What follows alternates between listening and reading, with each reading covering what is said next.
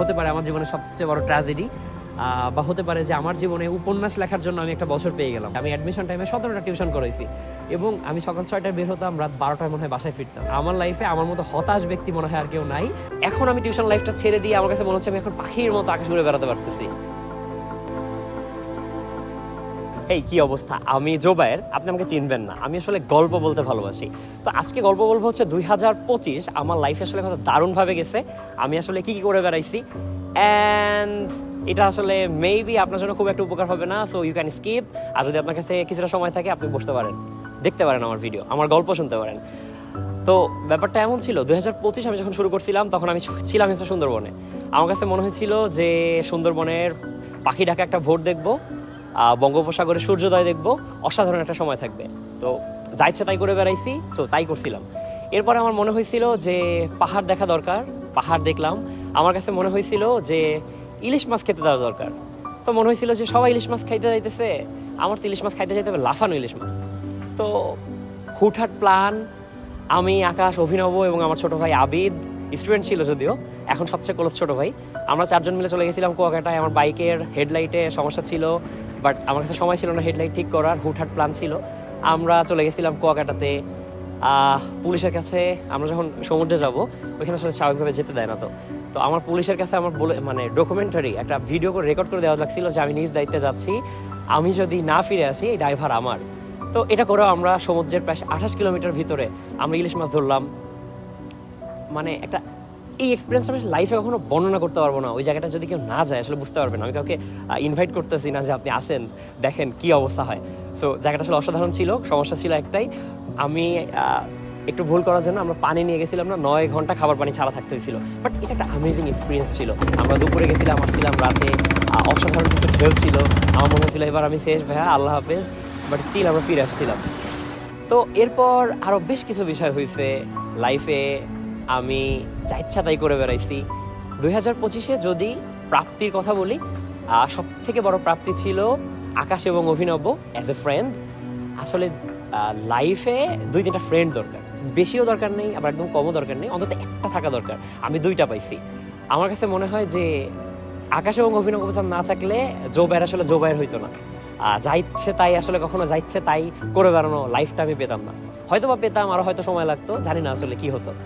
But অসাধারণ একটা ব্যাপার ছিল।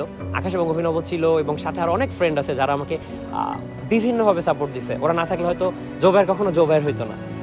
তো আমি সাথে কৃতজ্ঞ।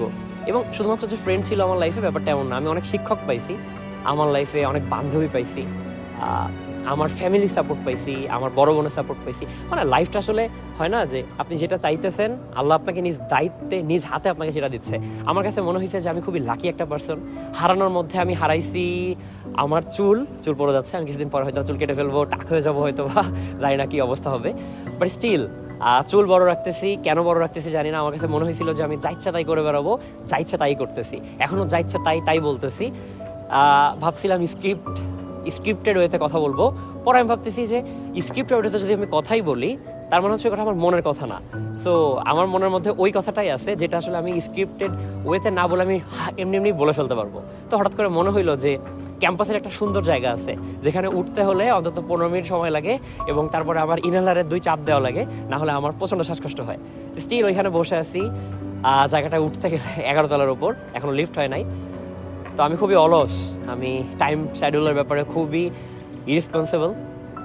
সব কিছু মিলায় মনে হইল যে সূর্যাস্ত দেখতে দেখতে 2025-এর শেষ সময়টা এনজয় করব এবং স্মৃতিচারণ করব। 2025 আসলে আমাকে কত দারুণ সময় দিছে, দারুণ ইতিহাস তৈরি করার সুযোগ দিছে। সব কিছু মিলায়ে আমি আসলে খুবই খুশি। 2025 শেষ হয়ে যাচ্ছে, বছর থেকে একটা বছর, মানে জীবন থেকে একটা বছর চলে গেল। স্টিল আমি আসলে অনেক ভালো। সব থেকে বড় আমার কাছে ভালো লাগার ব্যাপার হচ্ছে যে আমি আগে একটা বিষয় ভাবতাম যে পারফেক্ট না হওয়া পর্যন্ত আমি কাজটা করবো না, আমার মধ্যে অনেক সমস্যা ছিল।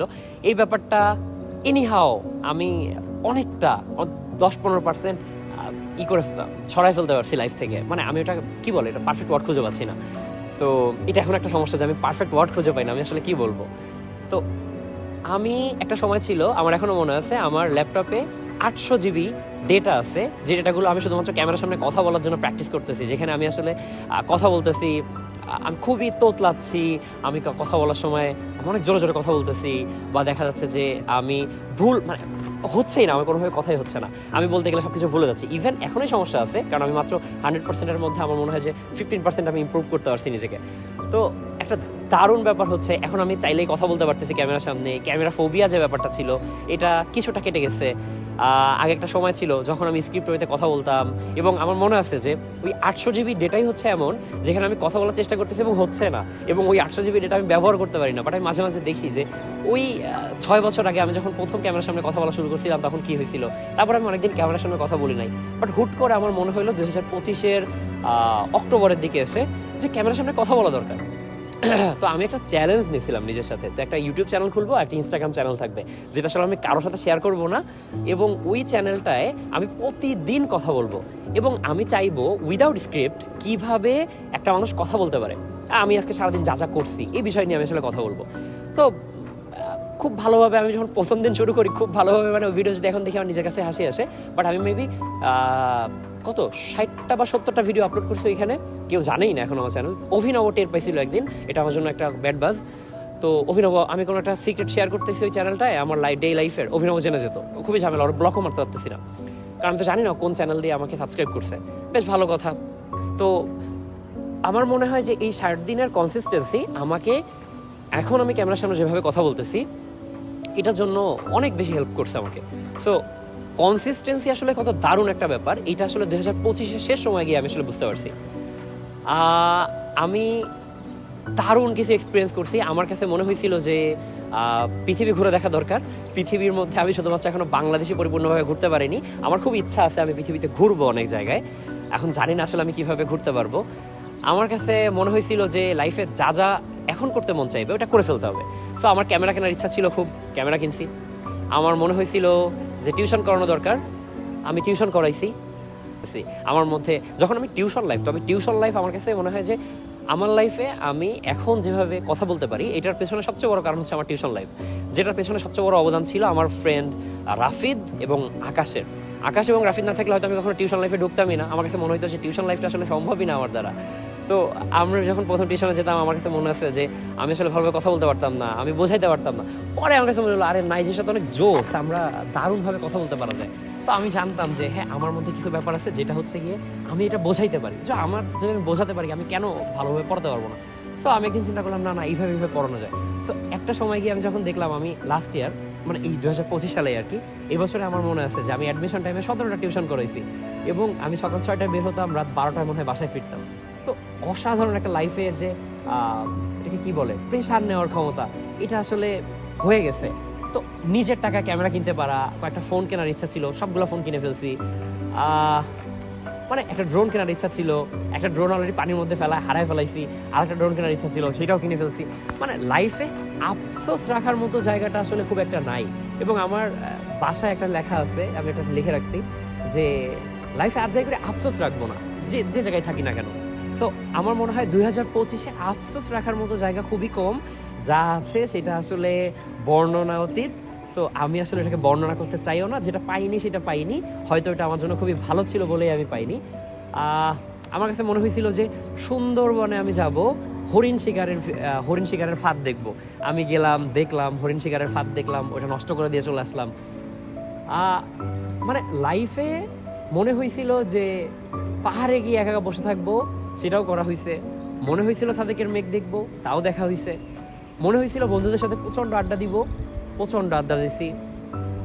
মনে হয়েছিল অনেক কিছুই করছি, যেটা আসলে সবসময় হয়তো বলা যাবে না ক্যামেরার সামনে, বললে আসলে একটু ঝামেলা। বাট লাইফে একটাই কথা বারবার বলতেছি, কারণ আমি আসলে আমার লাইফ নিয়ে খুবই স্যাটিসফাইড যে আমি আমার লাইফে যা করতে চাইছি আমি করতে পারছি বললে মানে ভুল হবে, আমি করতেছি। আমি জানি না আসলে কতটুকু পারবো, তবে একটা বিষয় ছিল মেনে নেওয়া শিখে গেছি অনেক কিছু। আমি এটা পাইনি বলে এটার জন্য আমি মন খারাপ করে থাকবো, ব্যাপারটা আসলে এমন আর নাই আগের মতো। মন খারাপ অবশ্যই হয়, অনেক কিছু পাইনি, তবে যা পেয়েছি তা আসলেই পাইছি। এবং নিজের উপর খুবই কনফিডেন্ট আমি, এই কারণে যে আমার হিসাব খুব কম সময়ে আমাকে ধোকা দিচ্ছে। আমি আমার ফ্রেন্ডদেরকে বলছিলাম যে আমি আসলে 3.5 পাবো না, আমি 3.5-এর খুব কাছাকাছি যাবো, 3.47, 48 অথবা 49 পাবো। আমি একদম 3.49 পাইছি। সব কিছু মিলায় হয়তো বা এটা একটা আফসোস, বাট নিজের উপরে আমি জানি যে আমি আসলে 3 দিয়ে শুরু করে 3.75 আমার লাইফে এসে মানে সর্বোচ্চ পাইছি, যদি এটা আসলে আমার ডিসিপ্লিনে অ্যাভারেজ একটা নাম্বার। শেষের দিকে আমি খুবই এগিয়ে আছি, বাট সব কিছু মিলায় আমি আবারও বলবো আমি আসলে লাইফে আমার লাইফটা নিয়ে আসলে খুবই স্যাটিসফাইড। এখন অনেক কিছু থাকবে যেটা আমি আসলে পাবো না। আমি এখন আসলে আমি বুঝতেছি না কি করব। আমি আসলে প্রকৃতিপ্রেমী একটা মানুষ। আমার কাছে মনে হচ্ছে যে এই যে 10 তলার উপরে আমি বসে আছি, মানে আমি যে ক্যামেরার দিক তাকায় কথা বলবো, আমাকে আমার প্রকৃতি খুব টানতেছে। আমি দেখতেছি দূর থেকে যে কুয়াশা ভেসে আসতেছে অ্যান্ড মানে গাছপালাগুলো ছেয়ে যাচ্ছে, এবং আমি এটাকে না দেখে আমি ক্যামেরার দিকে তাকাতে পারতেছি না। তো আমার কাছে মনে হয় 2026 আমার জীবন অনেক সুন্দর একটা সময় বয়ে আনবে। র্যাগ আমার লাইফে বেশ কিছু নতুন কমিউনিকেশন সৃষ্টি করবে, এবং মানে সব কিছু মিলায়ে 2026 একটা দারুণ সময় হতে পারে। আমি জানি না আসলে কি হবে, হতে পারে আমার জীবনে সবচেয়ে বড় ট্র্যাজেডি, বা হতে পারে যে আমার জীবনে উপন্যাস লেখার জন্য আমি একটা বছর পেয়ে গেলাম, বা যে কোনো কিছুই হতে পারে। তবে যা ইচ্ছে তাই করে আসছি, যা ইচ্ছে তাই করে বেড়াচ্ছি, যা ইচ্ছে তাই করে বেড়াবো। একা একা কথা বলতেছি, অনেকে পাগল বলবে, মানুষ কি বলবে, ব্যাপারটা ভাবা সম্পূর্ণই ছেড়ে দিছি। লাইফে অনেক কিছু পাইছি, আসলে লাইফে অনেক কিছু পাইছি। 2025 আমার লাইফের সব থেকে দারুণ একটা সময় ছিল। আর কিছুই বলবো না, এখন আমি একটু প্রকৃতি দেখবো, আর আমি অনেক গল্প বলবো। আপনি যদি আমার সাথে আমার গল্প শুনতে চান, আমি তো ঘুরতে পছন্দ করি। আমি আসলে হয়তো যা ইচ্ছে তাই করে বেড়ানোর পাশাপাশি যাবো কই নামে আমার একটা পেজ আছে, ওইখানে আমি আসলে ট্রাভেল ব্লগ আপলোড করব। হয়তো 2026 সালে ট্রাভেল ব্লগ আপলোড করা শুরু করব। কোথায় যাব জানি না। আগের দিন আমার আম্মা আমার ফেসবুকে ঢুকছে বলতে আম্মাকে আমি ফেসবুক আইডি খুলে দিয়েছিলাম, এবং সে আমার ফেসবুক ঘাঁটতেছে, ঢেকে বলতেছে যে জোবায়ের যা ইচ্ছে তাই করে বেড়াচ্ছে এবং বলে বেড়াচ্ছে যাবো কই। তো আমার কাছে মনে হইলো যে আমি যে কথা বলি এটা আমার আম্মার পক্ষ থেকে আসছে। আমার আম্মা ছবি তোলার ব্যাপারে খুবই পারদর্শী বলতে তার ছোটবেলায় নাকি খুব ছবি তুলতে ভালো লাগতো। আমার নানা সুবেদার মেজাজ ছিলেন, তো সে আমার আম্মাকে একটা ক্যামেরা গিফট করছিল, সেটা দিয়ে আসলে সে ছবি তুলতে পছন্দ করতো। আমি জানি না আসলে সে ক্যামেরা কোথায় কি দেখি, বাট আমি বুঝি যে জিন একটা অনেক বড় ব্যাপার। আমার আম্মার থেকেই মনে হয় আমি এটা পাইছি। আমার বাবা আমাকে অসাধারণ কিছু সময় দিছে এই আমার 25 বছরের জীবনে। তো সব কিছু মিলায় আমি আসলে অনেক হ্যাপি। অ্যান্ড এত কিছু শোনার পরে কোনো কারণে যদি আপনার মনে হয় আপনি জেলাস, আপনি আমার সাথে আসেন, আমরা একসাথে চা খাই, দারুণ একটা সময় কাটাই, আপনি বুঝতে পারবেন যে আমার লাইফে আমার মতো হতাশ ব্যক্তি মনে হয় আর কেউ নাই। তখন আপনার হয়তো ভালো লাগবে। আর আপনি যদি হতাশ হয়ে থাকেন, তাহলে আপনি আমার সাথে কথা বলতে পারেন। 2 জন হতাশ ব্যক্তি একসাথে মিলে হয়তো হতাশ ব্যাপারটাকে আমরা কাটায় উঠতে পারবো, আমরা দারুণ কিছু করতে পারবো। অ্যান্ড তারপরে বলবো সবকিছু শোনার পরে সে মাশাল্লাহ, না হইলে ভাই আমার উপর নজর লাগবে। সে মাশাল্লাহ। আল্লাহ হাফেজ, ভালো থাকেন। 2026-এর জন্য অনেক শুভকামনা। ভালো হয়ে যান ভাই, যা ইচ্ছে তাই করে বেড়ান, জীবনে কোনো আফসোস রাখা যাবে না। আল্লাহ হাফেজ।